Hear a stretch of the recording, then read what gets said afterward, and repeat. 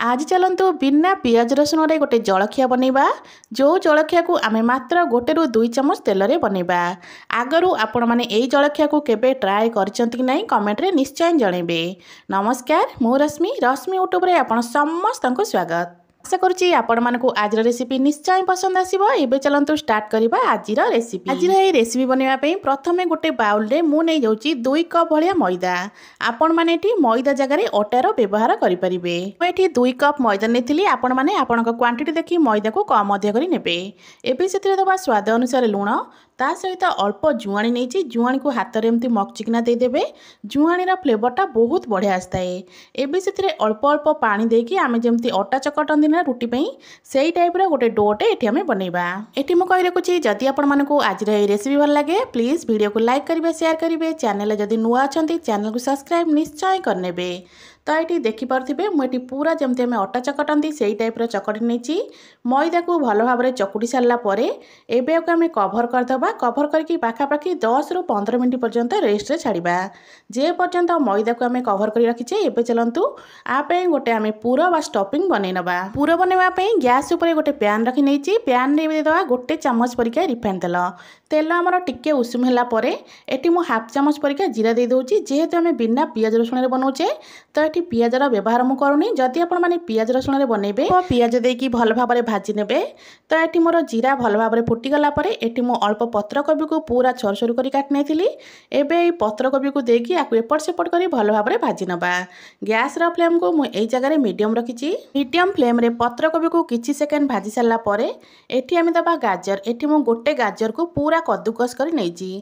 गाजर को दे सारापर पत्रकोबी सहित मिसेकिना गाजर को एठी आम भलसे भाजी नवा। गैस फ्लेम को सेमिति ही मीडियम रखिथे। हाई फ्लेम बिल्कुल भी करें। मीडियम फ्लेम रे किछि सेकेंड पर्यंत पत्रकोबी आ गाजर को भाजी नवा। पत्रकोबी आ गाजर को पाखापाखि मुझे 1 मिनिट हो भाजी नहीं। पत्रकोबी गाजर को भाजी सारापर एवं चलतु अल्प किसी मसला ये आम दबा।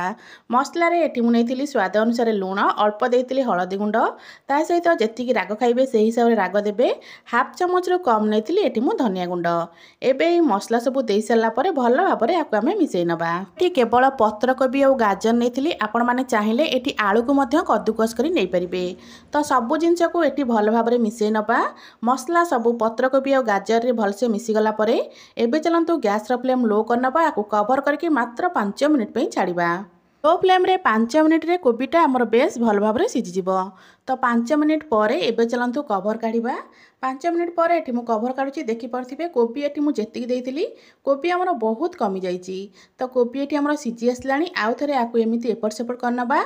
टिके एपट सेपट कर सारापर ये मुझे देदे पूरा सरू सरू कर काटी रखी कैप्सिकम को। कैप्सिकम ये बिल्कुल भी ऑप्शनल अच्छी। आपण मैंने चाहिए ये कैप्सिकम को स्किप करेंगे। कैप्सिकम को दे सारापर पुणी थे सब जिनस को भल भाव में आम मिसई नवा।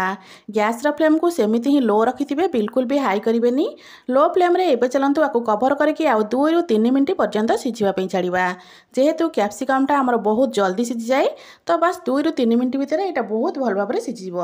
तो ये देखिपे सबू जिनस आमर बेस भल भाव में सीझीगला। चलतु आपको आउ थे एपट सेपट कर मिसई नवा।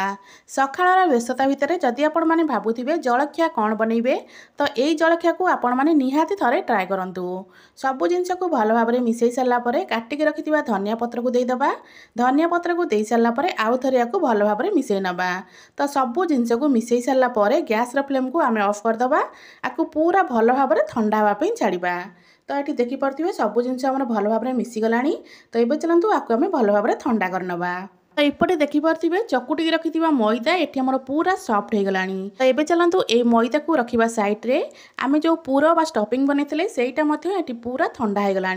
तो पाखापाखि 5 मिनिट पर पूरटा पूरा आमर ठंडा हो जाए। चलतु आम ये पूर रे गोटे बहुत ही टेस्टी जलखिया बनइबा।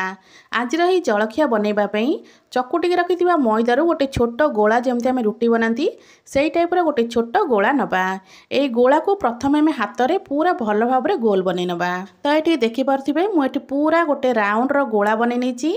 तो ये गोला को आम जमती पिठा गढ़ती ना से टाइप आपको आम गढ़ी नवा। तो ये देखिपे मुझे यहाँ बनाऊँगी आपण मैंने बास सेमती ही बनइबे। बनइबा बहुत सहज आउ खाइबापे यहाँ बहुत ही टेस्टी लगी थाए। तो आम जमी मंडा पिठा गढ़ती ना से टाइप्र आर गोटे खोल टाइप्र आम बन नवा। तो ये आमर ये खोलटा पूरा रेडी होगला। एबे आम बनई रखि पूर बा स्टफिंग रु एटी आम 2 चामच दबा। ये मो पत्रकोबीर पूर को 2 चामच पूरा दे दूची। आपण मैंने चाहिए ये 2 चामच रु अधिक दे पारे। टिके अधिक पूर रही खाइबापे बहुत ही बढ़िया लगी थाए। तो ये मुझे 2 चामच पूरा दे सारापर एवं आम कभर करवा। देखिपे 2 पटरू एमती टाणी टाणी काना मिसई ने पूरा बढ़िया भाव में यहाँ मिसीज सबको मिसई सारापर गोटे जगार एमती गोटे जगार रखिकिना चापी ने। तो बास आपको एमती हाथ में धीरे धीरे करी प्रेस करेंगे। तो देखिपे हाथ में मुझे एमती धीरे धीरे करी प्रेस करुच्ची। बास एमती धीरे धीरे करी हाथ में आम प्रेस करनवा। बास बहुत सहज यहाँ बनइबा। आपण मैंने निहाती थरे यहाँ ट्राए करंतु। तो एमती धीरे धीरे प्रेस कर सारापर तो ये देखिपे जलखिया ये मोर पूरा रेडी। तो ये चलतु सेम प्रोसेस रे सबू जाक आम बनई नवा।